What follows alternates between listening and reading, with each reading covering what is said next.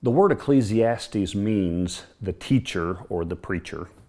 And the book of Ecclesiastes is a very unique book within the Bible and even within wisdom literature. It is attributed to Solomon, and I think that's probably true. It is written from the point of view of an older man who's in the middle of a midlife crisis, who's asking all the big questions in life about what really matters. And he's writing this to a young man, maybe in his teens or 20s, trying to get him some wisdom while he is still young. And of course, if you've ever read the book of Ecclesiastes, there's this refrain that goes through the book: meaningless, meaningless, everything is meaningless. And so the book is set up to say, look, life outside of God has no meaning in it. And so it's not that all of life is meaningless. It's that all of life is meaningless if you don't have God in it. And so what he's going to try to do in this book is he's going to try to put God where he belongs, and that is at the top of everything. And then through God and that lens, everything in life finds its meaning. But until you have God in your life, everything that you pursue is meaningless. And so that's the gist of the book. And of course, I can't read the whole thing to you. We can't go into details or I would be talking for hours. So I'm going to do a very quick overview, but help you see how to study the book of Ecclesiastes for all it's worth. And so there's a premise, and then there's the proof of the premise, and then there's a prescription for life. And the premise is in 1 through 11. We're going to read that. That's the introduction.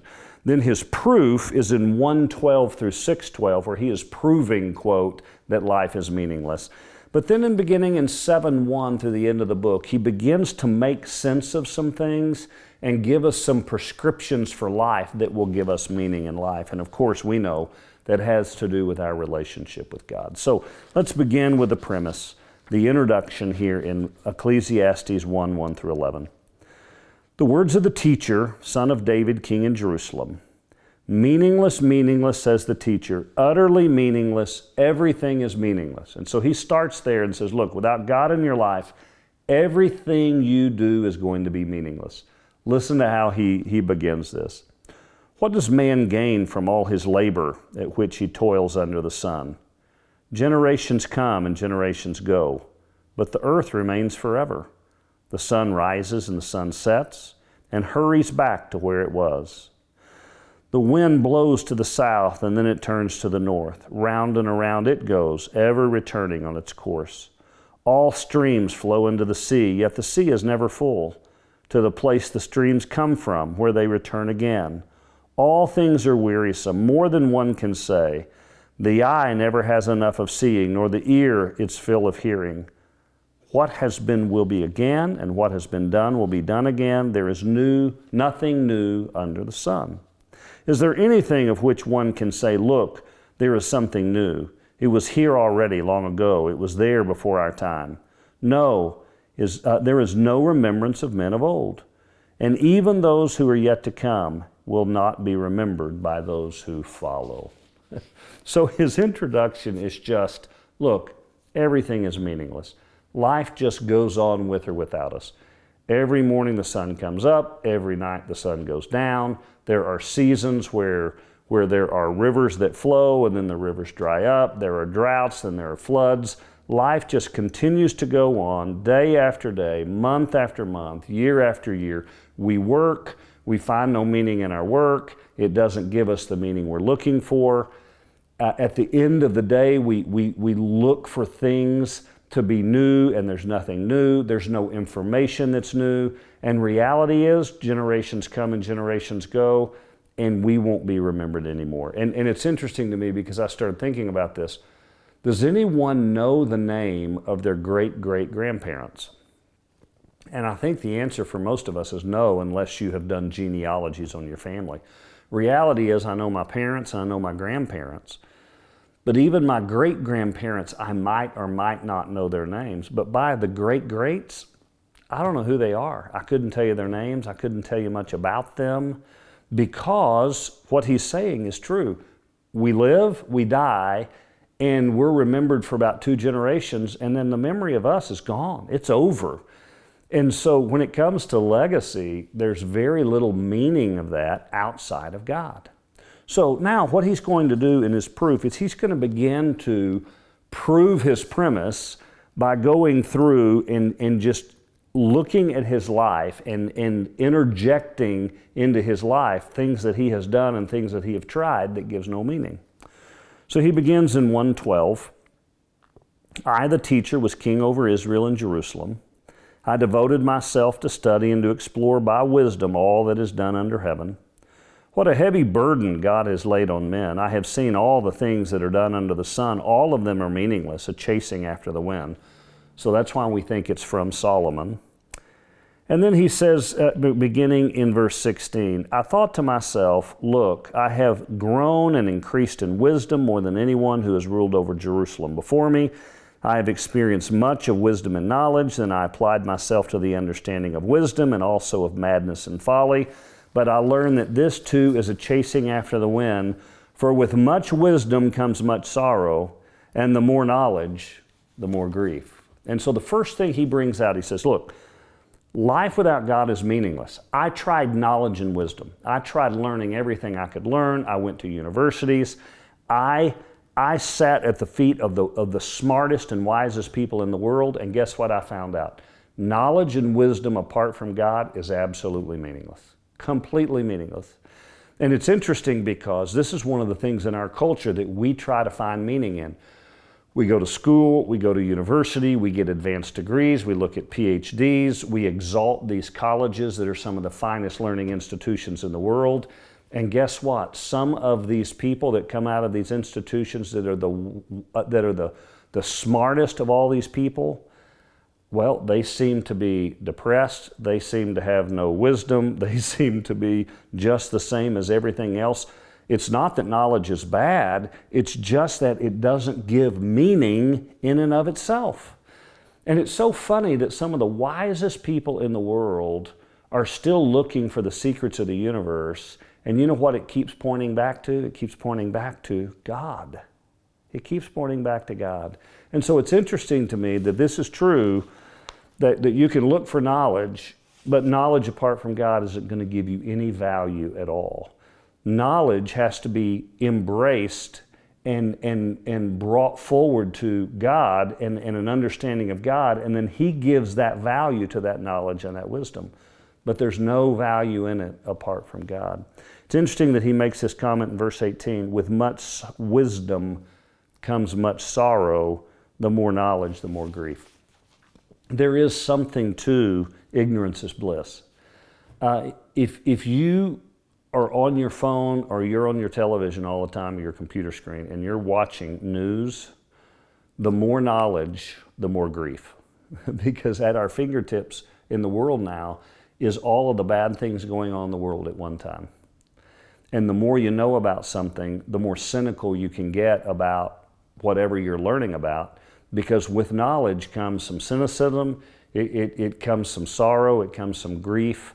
Boy, if you don't have the lens of God through which to look at knowledge and events of the world, they can become overwhelming and very depressing. So his first point is, look, life is meaningless without God. First place you look is educational institutions. Without them, or without God, those are absolutely meaningless. So then he goes to pleasures of this world. He begins in chapter 2. I thought in my heart, come now, I will test you with pleasure to find out what is good. But I also proved to be meaningless. Laughter, I said, is foolish, and what does pleasure accomplish? I tried cheering myself up with wine and embracing folly, my mind still guiding me with wisdom. I wanted to see what was worthwhile for men to do under heaven during the few days of their lives. I undertook great projects. I built houses for myself and planted vineyards. I made gardens and parks and planted all kinds of fruit trees in them. I made reservoirs to water groves of flourishing trees. I bought male and female slaves and had other slaves who were born in my house. I also owned more herds and flocks than anyone in Jerusalem before me. I amassed silver and gold for myself and the treasure of kings and provinces. I acquired men and women singers and a harem as well, the delights of the heart of man. I became greater by far than anyone in Jerusalem before me.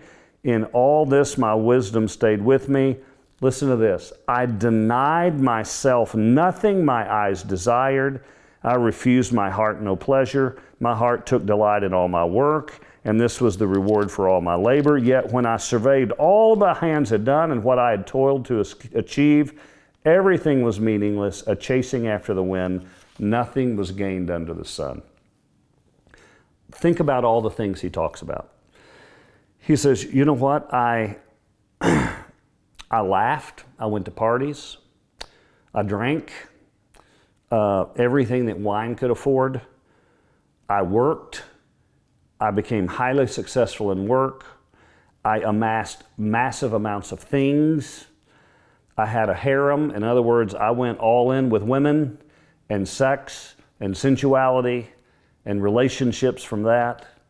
I went all in with the environment and environmentalism, with the things that I did with my gardens and my trees. I went all in on everything. Anything that I thought could bring me pleasure. Did you notice what he said? I denied myself nothing my eyes desired. He went all in with everything. Money, sex, power, possessions, work, alcohol, drugs, you name it, he went after it. And he said, you know what I found out? It's all meaningless.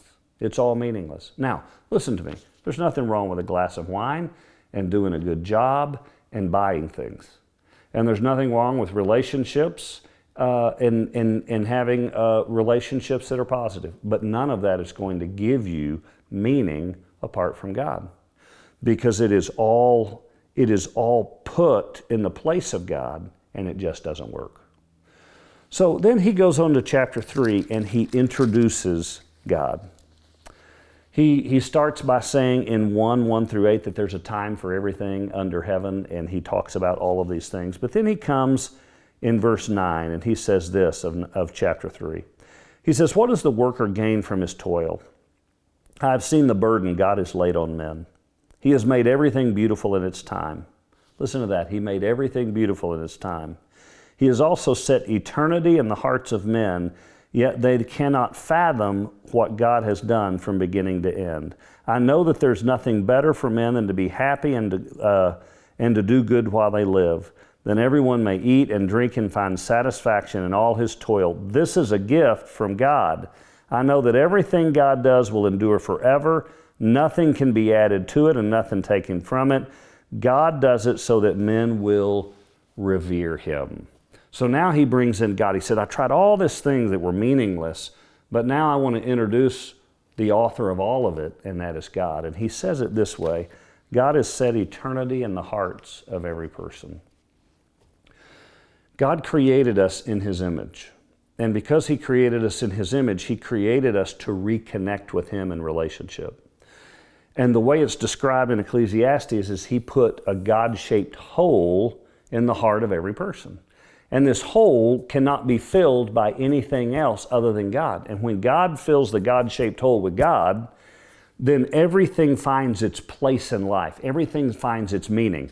He says here, I can find then the meaning in my work, and I can find the meaning in eating and drinking and having relationships. All of these things are fine because they're where they're supposed to be, because God has filled my heart. But as long as God has not filled the hole in my heart with him, the hole that only he can fill, and I try to fill it with other things apart from God, I don't reconnect with God, life is meaningless. So I take work and I shove it in that hole and it doesn't fit, and work finds no meaning.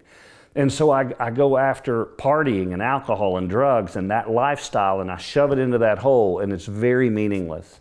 And so I try buying possessions and being very materialistic, and I shove it in that hole, and it's meaningless. And so I try relationships with kids and with wife and with friends. But if I try to make them fit into that hole that only God fits in, it's not going to work. It's going to be meaningless. So over and over in life, everything we look for without God that we're trying to shove in that God-shaped hole, it's just meaningless. So here's the secret to life. You stop all that. You re-engage with God, you put God into that hole in your heart, then you find meaning, and then guess what happens? Everything else in life fits where it should and finds its meaning. Then you could enjoy a glass of wine because you're not trying to put it in the God-shaped hole, and you can enjoy your relationships, and you can enjoy sex, and you can enjoy your job, and you can enjoy your possessions because you're not trying to shove them in that God-shaped hole. So the book of Ecclesiastes is brilliant because it helps us understand this one thing. All this stuff God has given us, if we try to shove it into that God-shaped hole, it's going to find meaninglessness in life. You put God where He belongs on the throne, and everything else takes meaning. And that's the meaning of the book of Ecclesiastes. Let me give you a couple of examples of what I'm talking about, and then we'll kind of give you the big picture of the rest of the book and get to the end. I watch people in this culture where God is not a part of our lives, and they try to replace God with relationships, specifically marriage. If you'll remember, there was a show a while back, and there was this phrase in which a woman turns to a man and says, "You complete me. You complete me." And that became a mantra for relationships. We talk about soulmates. You are my soulmate. You complete me. In other words, what we're saying is, I'm going to put you in the place of my God-shaped hole, and you're going to be where I find my meaning and purpose. Well, guess what? Human beings were not designed by God to give us meaning and purpose. God was. And so when I put all of that pressure on a relationship, specifically a marriage, to take care of all of my needs for meaning and purpose, and then guess what I find out? Another human being can't do that. My wife can't do that. Your husband can't do that. It's not possible. But that puts so much pressure on the marriage that guess what? We find out that's meaningless. We can't find that meaning and purpose. So then what do? We fall out of love. And oh, you know what? You didn't complete me. You know what? You're not my soulmate. So then we do what? We get a divorce to go find my real soulmate. And then guess what? I find the next person, oh, well, you're my soulmate. You're the one that completes me. And we get married again, and guess what? The same thing happens again because relationships were not meant to fill the God-shaped hole. You're having struggle in your marriage? You're having a struggle because it doesn't seem to be where it is. Why don't you stop and get God to fill the God-shaped hole in your life? Put the marriage to fulfill what it's supposed to fulfill and see if that can't help. Because your marriage is never going to give you meaning and purpose, and your soulmate is never going to be that one that nurtures your soul. That's God's job, and that's part of the book of Ecclesiastes. Let me give you another example. Couple gets married, and they're soulmates, and they complete one another, but it doesn't work, and they're not finding that meaning and purpose. So you know what they say? They say, we're going to have a baby, and that baby is going to complete us. That baby is going to find meaning and purpose. So then that baby's born, and mom and dad, one or the other or both, put all of their meaning and purpose in life in that child. And you know what? There is something sweet about rocking that 6-month-old to sleep that is precious and really fills your heart. But let me tell you something. That baby's not going to fill that God-shaped hole for you. You're never going to find meaning and purpose through your kids. And so then they start living vicariously through their kids. They helicopter parent their kids. They can't let their kids feel pain. They absolutely hover over their kids because they're looking for their kids to give them meaning and purpose. And so the relationship becomes very, very dysfunctional. In that dysfunctional relationship, there's a lot of codependency.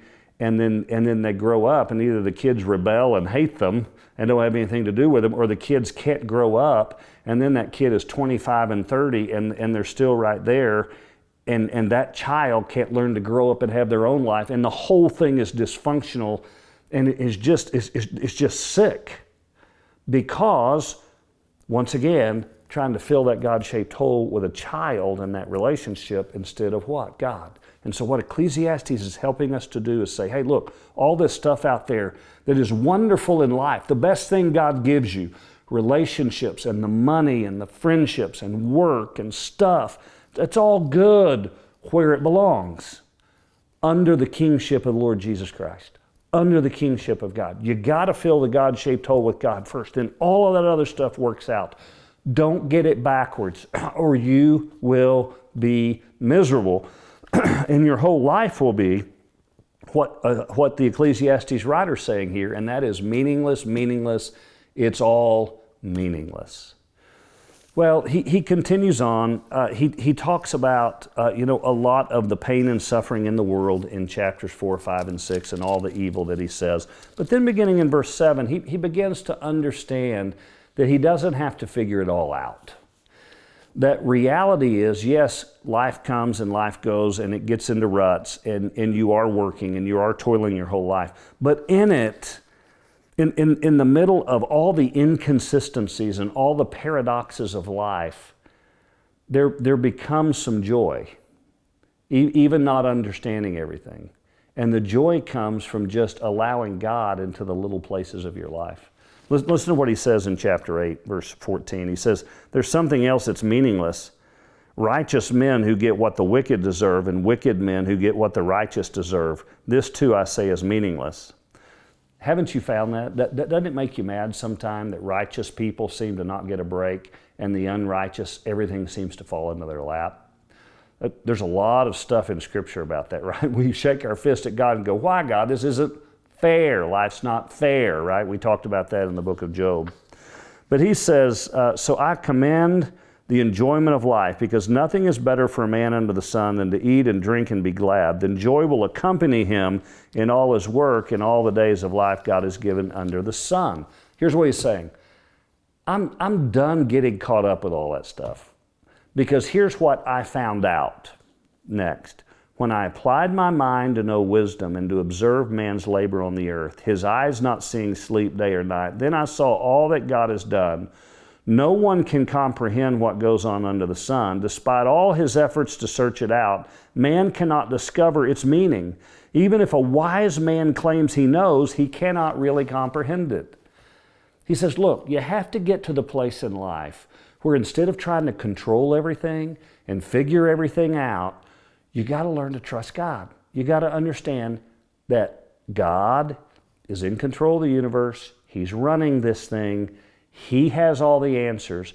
I don't understand paradoxes like righteous people don't get what they deserve and the unrighteous don't get what they deserve, and it seems to be turned upside down. I don't get that, and there's a lot of things about life I don't get. He says, but here's what I have learned. If I'll let God fill the God-shaped hole, then what I learn is I can be content with God, and then I can be content with everything else. And suddenly I realize I don't have to have all the answers, and I don't have to understand all the deep mysteries of life and of this universe, and that there's going to be mysteries I don't understand, and I can make peace with that. And there's going to be paradoxes and inconsistencies in life, and life isn't going to be fair, and life isn't going to always be just, and that's going to be okay with me, because what do I know? That in the end, God's going to make all that right, and it's not my problem, and all that does is steal my joy. All it does is steal my joy to have to figure all that out. So release it to God, because He's got it all figured out, and just enjoy what? The simplicity of what He has given you. Your job, the relationships you have, the things you have. Don't be comparing yourself to other people. Don't get caught up in the things of this world.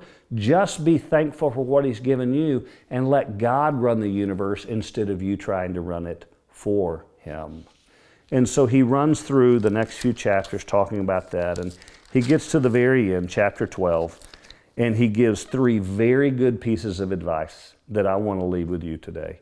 Number 1 is 12:1. He says, remember the Creator in the days of your youth, before the days of trouble come and the years approach, when you will say, I find no pleasure in them.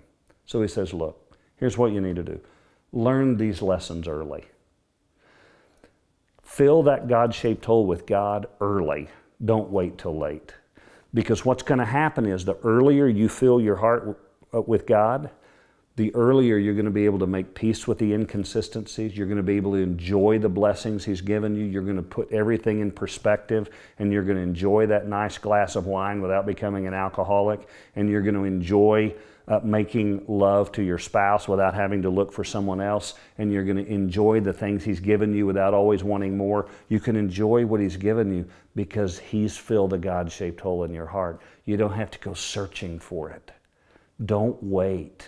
So I just want to say to you today, if you haven't filled your God-shaped hole with God, just stop and get off the roller coaster of life and pursue Him. Let Him fill that hole. Then everything else in life will begin to make sense and have meaning for you. That's the first piece of advice he gives us in the conclusion. Second is this. He says in verse 13, now all has been heard. Here's the conclusion of the matter. Fear God and keep His commandments, for this is the whole duty of man. And remember, we talked about fear and what fear of the Lord means in previous videos. But I just want to remind you, the fear of the Lord is defined as this: awe, respect, and an understanding that God rules over all things. See, that's what he was talking about in chapter 8. God rules over everything. I don't have to. Fear of the Lord is just respecting God for Him running the universe. He's got it under control. I don't have to control it. So I can relinquish that control to God, trust Him with that, and then what? I just live in the fear of the Lord knowing He's got it under control and I don't have to. I just follow Him. Fear the Lord and what? Keep His commandments, for this is the whole duty of man. And remember, in wisdom, when we talked about the definition of wisdom in literature, is becoming an expert at walking within the boundaries of God's protection, walking in the boundaries of God's protection, obeying His commands. Fear the Lord and keep His commandments. In other words, be wise. Stay in the boundaries of God's protection. He gave you the law. He gave you the word to protect you. From who? Yourself. We're going to talk about that in the next video more. He's protecting you from yourself. And so just, instead of trying to find meaning other places in life, put God in the God-shaped hole and then just fear Him. Walk in awe before Him. Let Him be the king of your life. Let Him run the universe without your help. You just walk in the boundaries of His protection, of His law. Keep His commandments. That's the whole duty of man. Then you're going to find all the joy, all the peace that you need in life. You're going to find it all right there. You're going to find meaning. You're going to find purpose. It all comes out of that relationship with God. And then finally he says this: rest in God's sovereignty. 12:14. For God will bring every deed into judgment, including every hidden thing, whether good or evil. In other words, remember all of these injustices that you can get all caught up in? Man, all you have to do is read the news and you can get caught up in all the injustices of this world, and there are many of them. But you know what? At the end of the day, God's going to set all that straight. So rest in the sovereignty of God. Let Him run the universe. You don't have to run it. Walk in Him. Fill your hole in your heart with Him. He will give meaning and purpose to everything else in your life. You will find peace. You will find joy. You will find contentment. Your paths will be made straight. You will find what you're looking for. Then your relationships can be healthy because you're not expecting them to take the place of God. Your stuff can bring you joy because you're not trying to fill the void of your life with it. And life can be the abundant life that Jesus said He came to give us. So that is the message of Ecclesiastes, and it is one that every human being on this earth needs to hear. Quit fighting God. Quit fighting Him. Submit to Him. Put Him in your heart, and He will take care of all of the rest of the meaning and purpose in your life. That's the book of Ecclesiastes. Father, thank You for this wonderful book. Lord, I haven't done it justice in the few minutes that I've talked about it on this video, but I pray that even through my very weak, human, frail words, that the Holy Spirit will work powerfully to get the message into the hearts of every person watching this. Thank You, Lord, for giving us meaning and purpose, and help us, Lord, to understand that it only comes through You. In Jesus' name, amen. Thank you so much for watching the video today. God bless you. Have a great day.